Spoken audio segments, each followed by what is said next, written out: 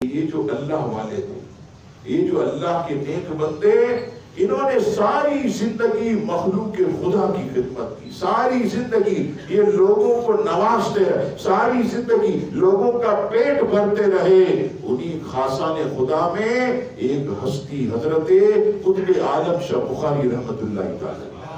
یہی وہ لوگ ہیں خدا کی قسم کہ جنہوں نے اپنی زندگی میں اتنا لوگوں کو نوازا کہ ان کی سیرت کے بارے میں میں نے پڑھا کہ کوئی سائل آپ کے پاس آتا تو خالی نہیں لوٹاتے، نہ ہوتا تو دوسرے سے لے کر بھی سامنے والے کی جولی بھرتے،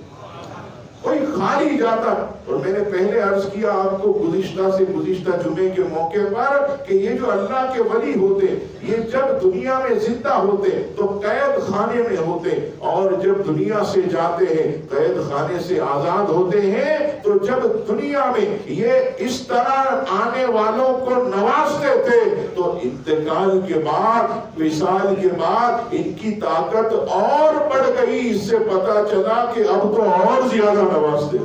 اب تو اور زیادہ جو ہے وہ عطا کرتے ہوں گے۔ اور حضرت قطب عالم شاہ بخاری رحمت اللہ تعالی علیہ کی شان عظمت دیکھیے، آپ اتنے بڑے مستجاب الدعوات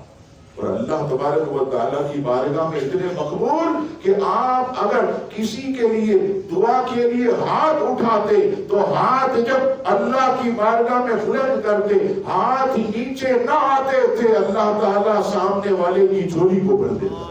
اس کی مراد کو پورا فرما دیتا تھا۔ اور حضرت قطب عالم شاہ بخاری رحمت اللہ تعالی علیہ کا فیض اس قدر ہے کہ یہ جو بڑے بڑے اولیاء کرام آج سے 100 سال یا 150 سال پہلے جب یہاں سے گزرتے، یہ بڑی حیرت کی بات۔ اور اس وقت حضرت قطب عالم شاہ بخاری علیہ رحمہ کا جو مزار ہے وہ بالکل جو ہے چھوٹا ہوا کرتا، ایک قبر انور ہوتی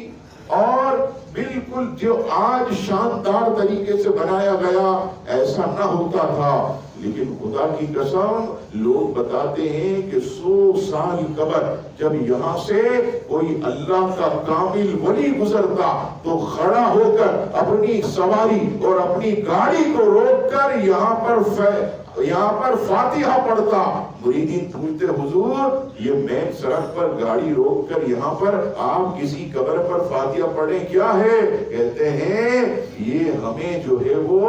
مراقبے سے پتا چلا کہ یہ بہت بڑے اللہ کے ولی ہیں، مراقبے سے، اور اللہ تبارک و تعالیٰ کی طرف سے دل میں ہمارے یہ گمان پیدا ہوا، القا ہوا کہ یہ بہت بڑی ہستی